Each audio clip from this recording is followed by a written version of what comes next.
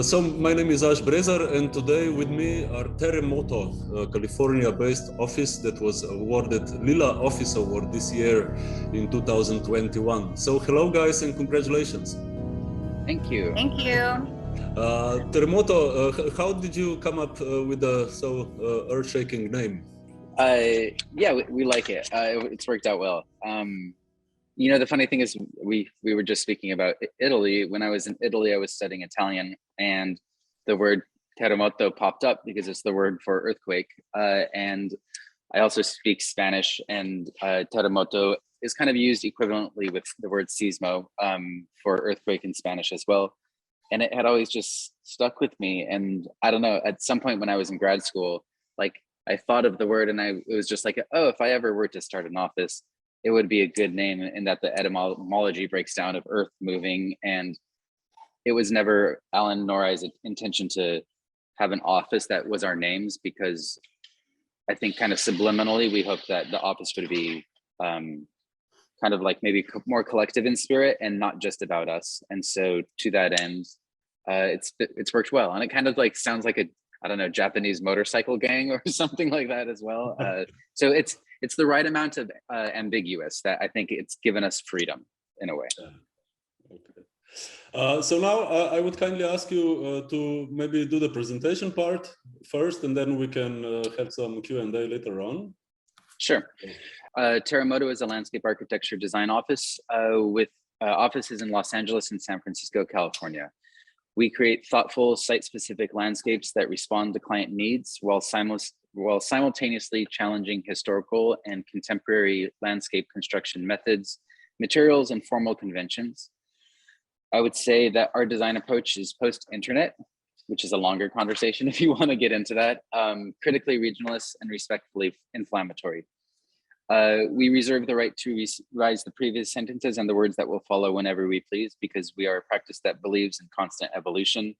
And I think you're talking to us right now, Zas, like at a moment where I feel like we're in a moment of transition as an office, and that we're like using this interesting civilizational moment to like radically self-interrogate both the way we've built gardens and we've been told to build gardens, and kind of what the future might look like and how the future might look different. So to that end, we're excited to speak with you. Jenny? So an important tenet of our practice is the process part. We celebrate the process. We love the process. It's ever present in everything we do. We always have to see the site before taking a project.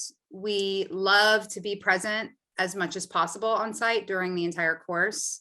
We believe in deep observation and tactile knowledge of the place.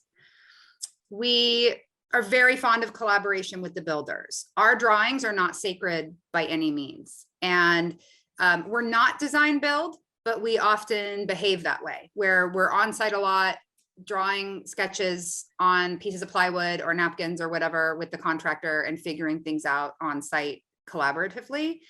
And we love working that way. And we think it often results in a better end product, a better garden. We are lucky in that most of our, the predominant typology of our work in the past has been residential, and residential allows us to operate this way. But increasingly, we are trying to explore ways to bring this way of practicing into more public facing projects. We have a couple projects that we've done that where we've been able to pull it off, but the nature of public or commercial or institutional work is such that you usually can't work that way. But we would like to question that and push on that, and that's something that we're figuring out now, in process of figuring out.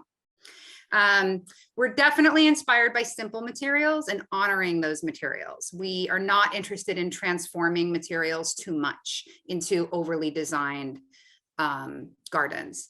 We don't like being too fussy with our designs. We're very scrappy and simple. And of course, we're sustainability focused, or we like to think we are, but as David said, we're constantly evolving. We are sort of in the middle of an identity crisis in our own office. Maybe we always kind of have been, but it's fun. And we love that process too. We love the process of like changing opinions and learning new things and changing our own ethics, and always trying to be the best practitioners that we can be and the best stewards of the land that we can be. And now I think David's going to speak about some of the early days of work of the office. Sure. In the early days of our practice, we were blessed with some like wonderful opportunities. This project that you're looking at, we got to kind of make paths in the forest, which was a kind of a major lesson in humility, in that we realized pretty early on that it's unwise to try and build a garden in the middle of the wilderness. And this project here was kind of a lesson in that.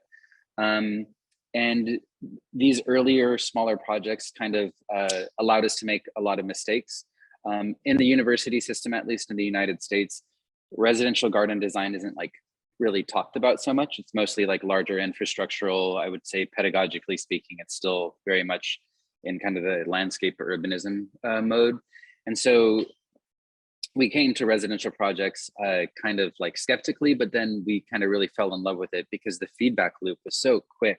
You could, from the sketch to the actual construction of a thing, it could be mere months. And so in the early days, we got to make all these mistakes and learn and learn and learn. And I feel like it felt like our brains were massively like just growing and expanding. And we got also some interesting opportunities to work on kind of like smaller hospitality projects. But again, I think the through line in a lot of this, and Jenny was mentioning this, is you'll notice that though we don't necessarily have a single style, something you might see as a common theme in our work is like the lack of detail, and not as it relates to planting, but in terms of the simplicity of like these stairs that you're seeing here, where it's really just timbers set in grade, set in gravel, and just like almost letting materials be themselves. And so I'll quickly go through a few of these projects. And this project was in the Nicasio Reservoir, which is in Northern California. And really didactically, I think this image captures it pretty quickly in that this vista and the panorama beyond kind of like informed the project in its entirety. So we were big believers that landscapes should be expressions of region. Botany is like inherently so. And so to create landscapes that don't acknowledge that seems almost counterintuitive to us. So this is a theme that we're constantly exploring. And because we have the good fortune to work in California, which has like a menagerie of different types of landscapes, it's allowed us to explore these different themes. This is a privately owned but public-facing park called Platform Park. Of course, you know it's us. That's on Landizine, in which we kind of got to build a very experimental garden that is flexible and is constantly changing and has the kind of sits beneath these like monolithic like train lines. And a theme that we kind of quietly explored in this project, for example, was, can we build a project where all of the materials for the project come within 100 miles of the project site? We're kind of skeptical of prevailing like sustainability metrics like LEED, in that I think sometimes they think about what's the best way of making a building or a landscape, and we're kind of more in line of, well, like, do you need a building at all, or do you need a park at all?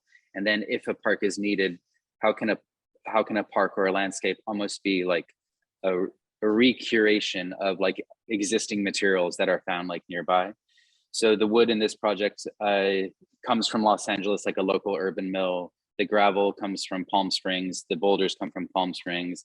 The planting is a mix of native and like regionally appropriate plants. So the region is inherently imbued in projects like this. And yeah, this has ebbs and flows. This is a project in the Bay Area that we worked on, in which we kind of had to wrestle both with sea level rise, because literally the ocean is 20 feet to the right of the right on that image, but also make a space that is ecologically forward. About 50 to 70% of the plants in this project are native, but then also kind of create something that feels both of the region and like but also like maybe something you've never exactly seen before. So kind of riffing on, there's also, I would offer that there's something almost Japanese about this picture, though there's not anything that's actually explicitly Japanese at all. So we find kind of energy in kind of riffing in those gray areas between garden typologies.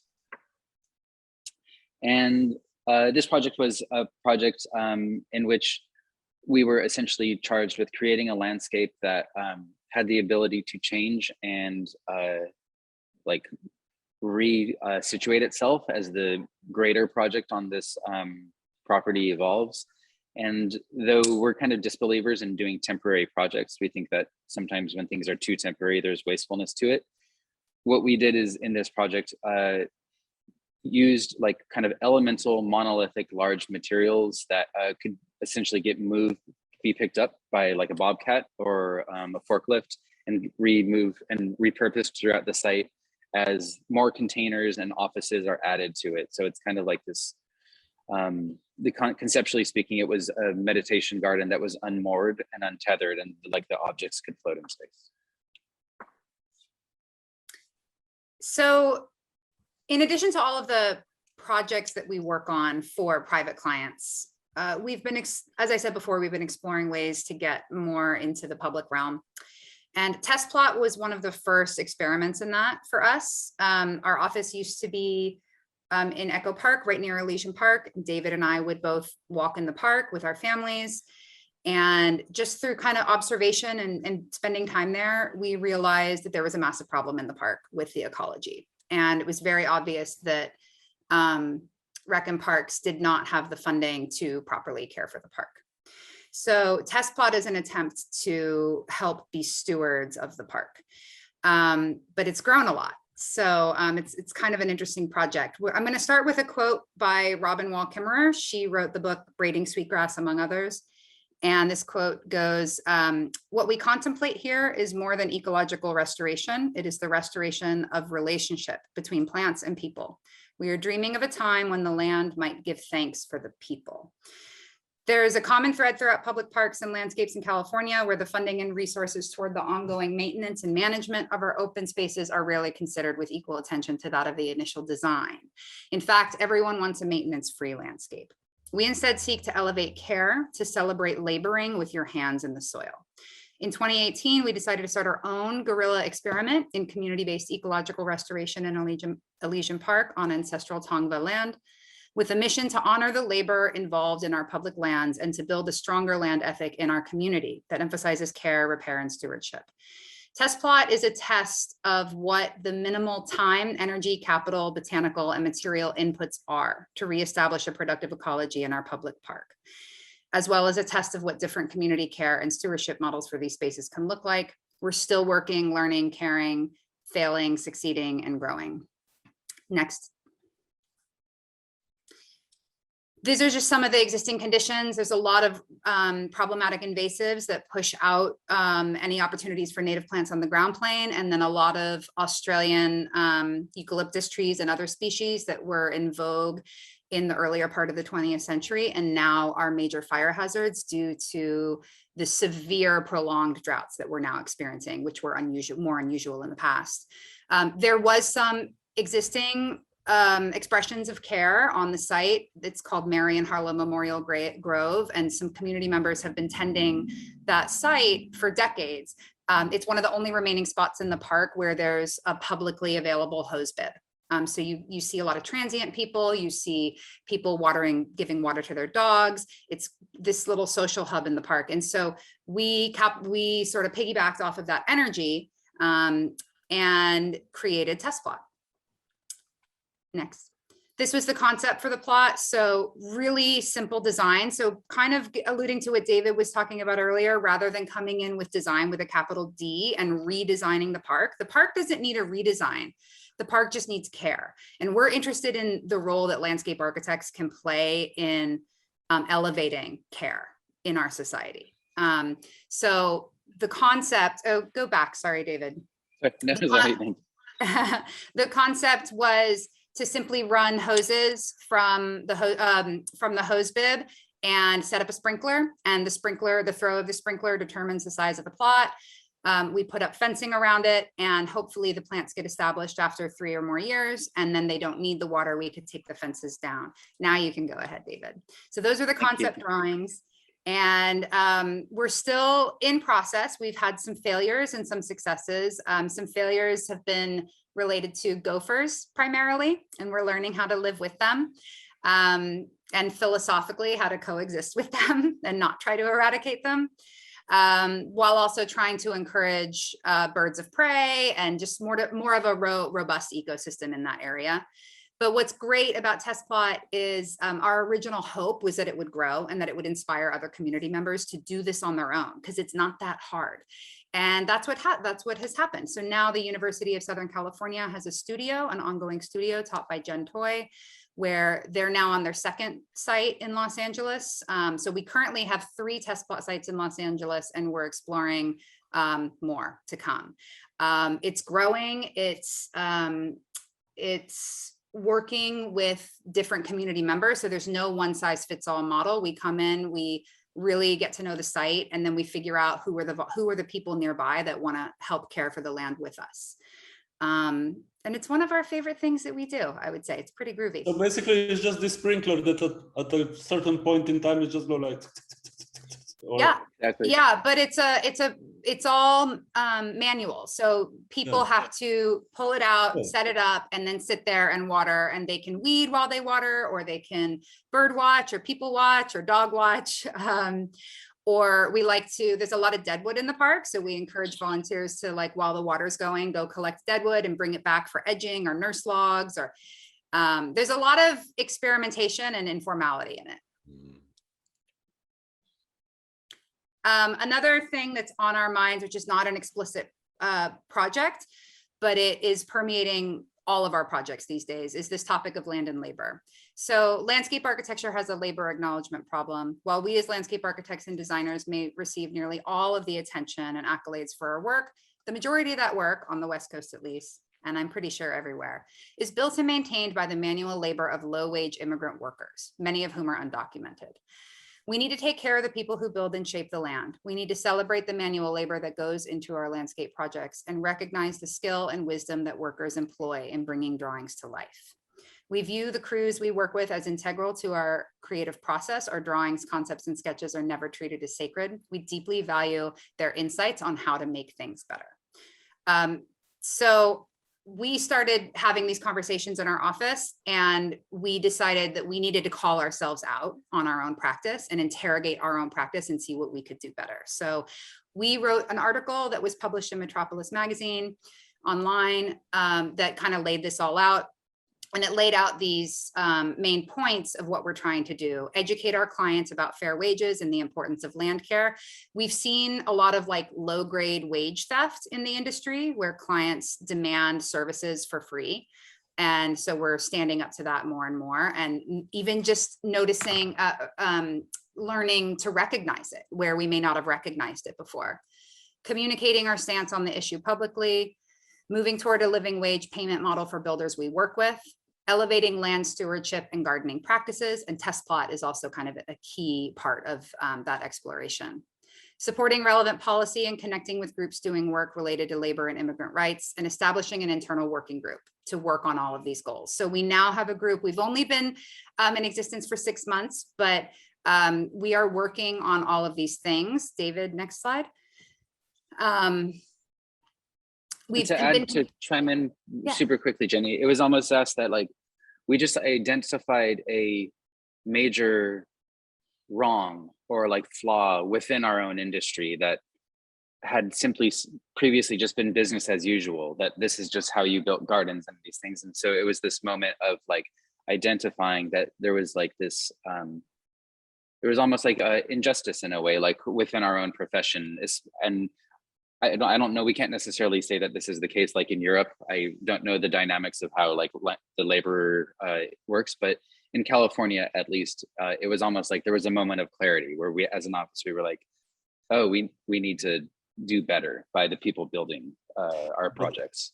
But has this influenced, the number of projects now you are working on? Because probably projects are coming, and then you see that this is, you know, the problem is still there, this problem, and do you need to refuse sometimes because of the, you know? It's less that, and it's more that what Jenny and that working group have been doing is meeting with the bosses of the builders with whom we work, and almost having kind of very frank conversations where we're like, how much do you pay these people? Do they have health insurance?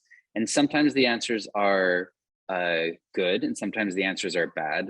What's almost working to our advantage right now is that there's a labor shortage in California. So like a positive has been that we've discovered that most of the people who are building our landscapes are making living wages.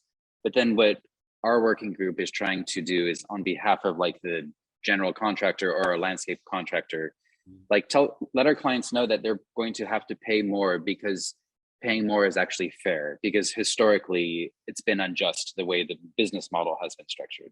But I didn't mean to steal your thunder, Jenny. Keep going. No. That was very well said. And I mean, I think it also goes back to some of the first slides about what we want our practice to be. We don't want it to be a precious design with a capital D practice where we're the heroes, because we're not the heroes. There's so much embodied intelligence in the work that the laborers do, and we're just their collaborators. And it's a little bit cheesy, but I'm going to go ahead and say it. We really do think that a lot of the big problems in the world, like climate change and inequity, can be solved by elevating the idea of care. We need to take care of each other. We need to take care of the earth. And so we feel like at Terremoto, we want to push that idea out into the world. And we have been pushing it onto our clients as much as possible. We have yet to have it cause any problems where a client says, oh no, I can't do that. But we do now have a screener with all of our potential projects where we explicitly say, this is our stance. We're going to be very proactive about this. Are you okay with that? And yeah, the ones that come through are the ones that say yes. Yeah, and usually if people say like, this is confusing or I'm not into this, then we just wouldn't take on the project, basically. And so we've been doing a lot of work, research, interviews. We do not have the answers, and we do not claim to be experts. We are trying to educate ourselves as much as possible, and we're very much in process of doing that. But it's really exciting to us. One of the things I want to just note that we're all doing that I think is pretty cool is we're working on language justice / language training. So our entire office is taking Spanish classes so that we can communicate better with the workers on site, because there's a lot of like micro power dynamics that happen on site through the process of kind of language barriers. So there's a lot of ways in which these like kind of subtle barriers can start to be broken down, and we're having fun exploring it all. Great. And now to our fancy project.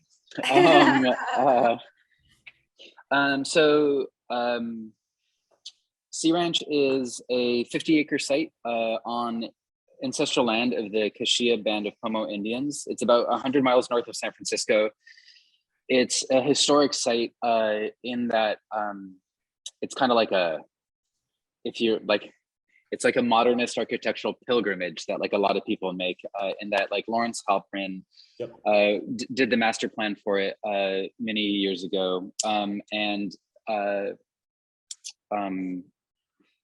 It was developed out and it's been like this like major contributor to the modernist era and to also like thoughtful site design principles. And it's existed since the 60s. So essentially what happened is, I'll wiggle my mouse here, this lodge, which was kind of the heart of the community in many ways, in that everyone's mail goes there, and there was a restaurant there, was the heart of the community for many years. And this was like a small lodge. And these two very iconic architecturally important buildings had been kind of treated poorly for like 20 to 30 years. And recently, a group of families from the Bay Area actually gathered together and then purchased the properties and have very lovingly, carefully, and beautifully restored them while making kind of like mechanical upgrades to the buildings.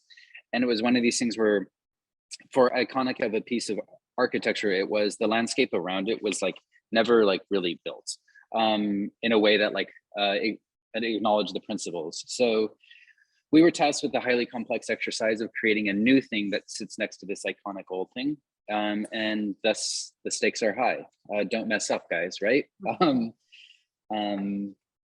so this is kind of like our, conceptually speaking, how we grounded ourselves, and how we kind of grounded ourselves both in the past, but didn't let ourselves be suffocated by it. So kind of rising up to the present. And yeah, the project was in many ways like an exercise in humility, but also like I would say almost illegibility, in that the design review principles or the design review committee enforces principles that simply say that the landscape in the public realm, landscape in Sea Ranch that's publicly facing, shouldn't necessarily be like legible as like a built landscape.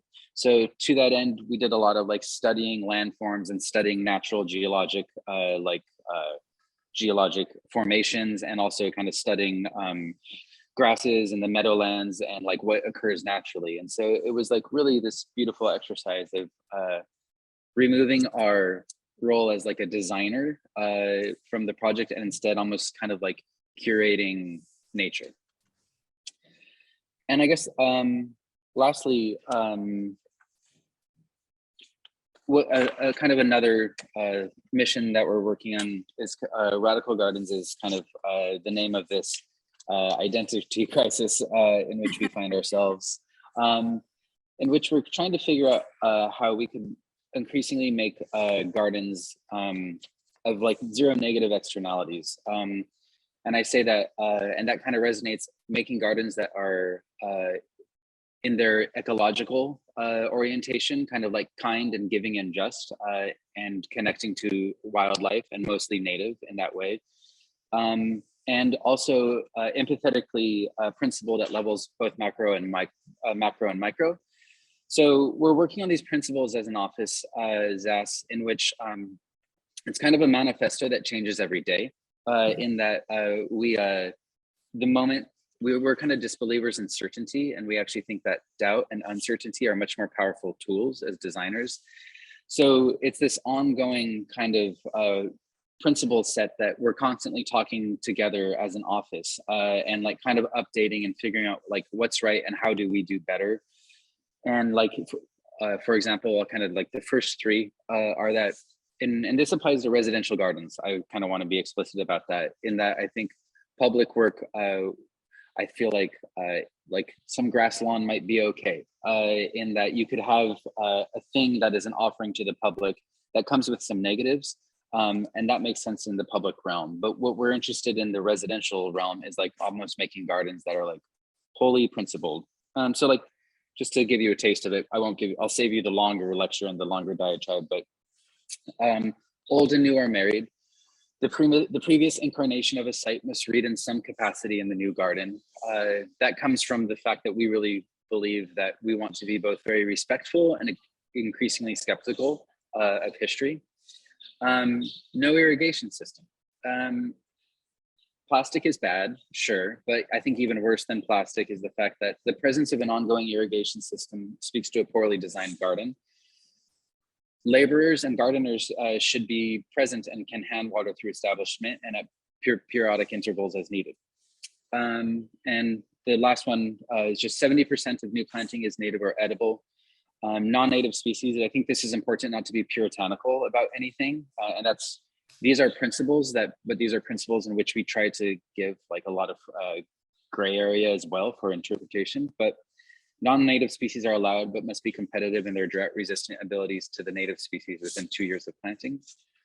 And so on it goes, but these projects aren't on our website yet. We're kind of working on figuring out how to kind of launch this new identity, or this new way of making gardens that are kind of more radically principled and whole in their creation.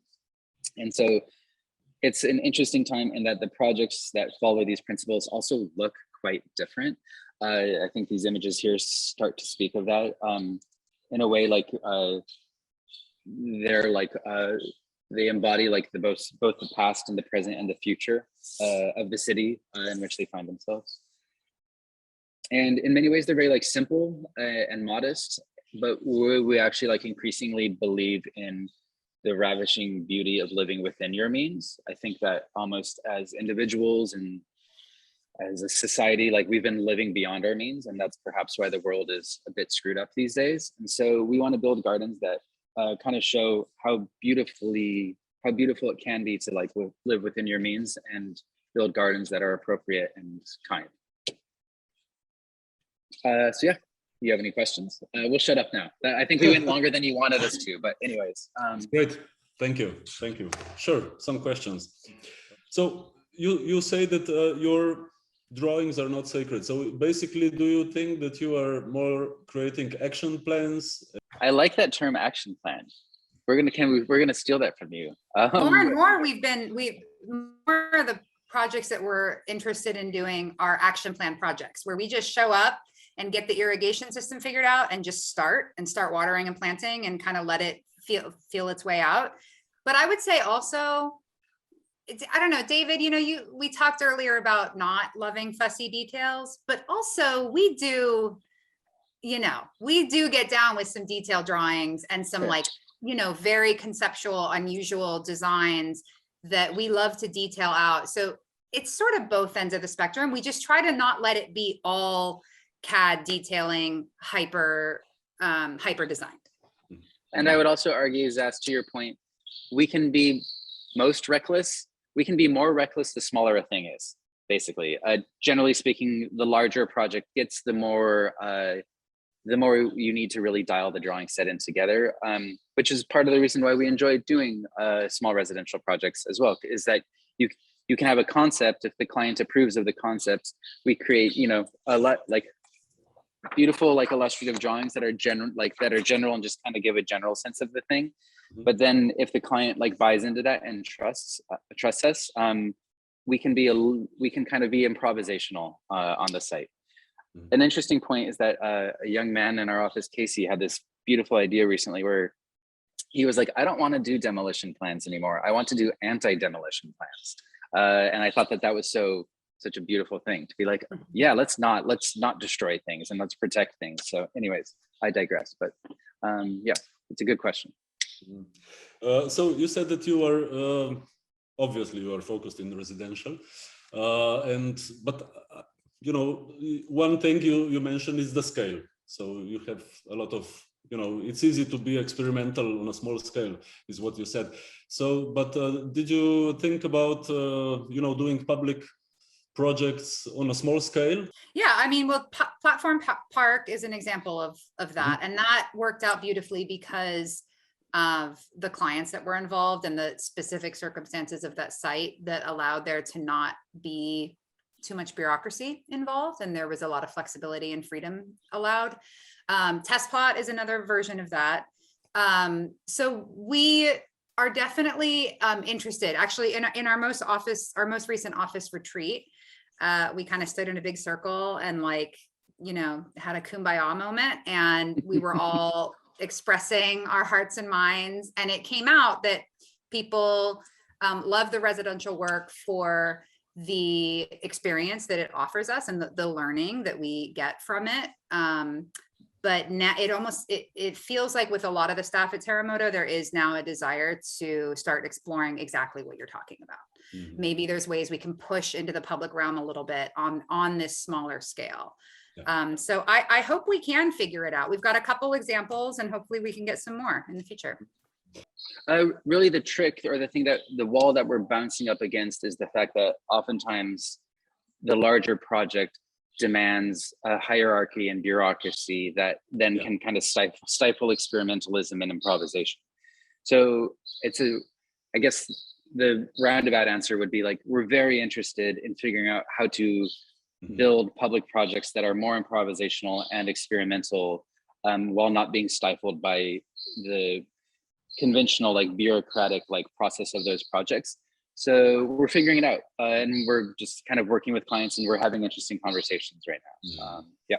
So what we're doing now is we do meet a lot of people we do meet a lot of clients who seem to be that they actually want to do the right thing. And so what we're doing is we're taking that like good, like that well-meaning, and we're kind of trying to apply it and make better gardens with it. How explicit we are about our midlife crisis with potential clients is like a thing that we're like learning to navigate. In that, for example, as us, we've come to the conclusion we build swimming pools. We've built a lot of swimming pools. We're building swimming pools now. We don't want to really build swimming pools in the future. How we navigate being polite and communicating that to clients is a thing that we're stumbling through and wrestling with right now. And also, it's not about shame, and it's not about making anybody feel guilty, because a person's desire to be in cold water on a hot day and hot water on a cold day is completely valid. So what we're doing is we're kind of like trying to respectfully and politely talk to clients who want a pool and kind of like pick their brain about, perhaps would you be interested in something that's not the conventional type of swimming pool? We also believe that there's a design opportunity here, and that we think, and now we think that there's like a bathing revolution that could happen. And you don't need to build this giant thing that then is concrete and then that needs chemicals to self-perpetuate, that there's different ways of like looking at this thing. So we're being like frank with clients, and like, for example, at the outset of a project, what we do these days is, before we even start working on the project, we ask them to make a donation to our social justice, to our social justice fund, and also to make a donation to a land conservancy for the tribal people who previously occupied the land. And then Terremoto matches that donation. So therefore, before we even start the project, we've kind of set a strong tone where we're like, we've just made the world a little bit better together, and now we're going to like create a garden that also does that, like on these other terms. So yeah, Jenny, can you add to that? I would just add that, I mean, I know this has been a theme throughout this presentation, is that we're still figuring it out. Yeah.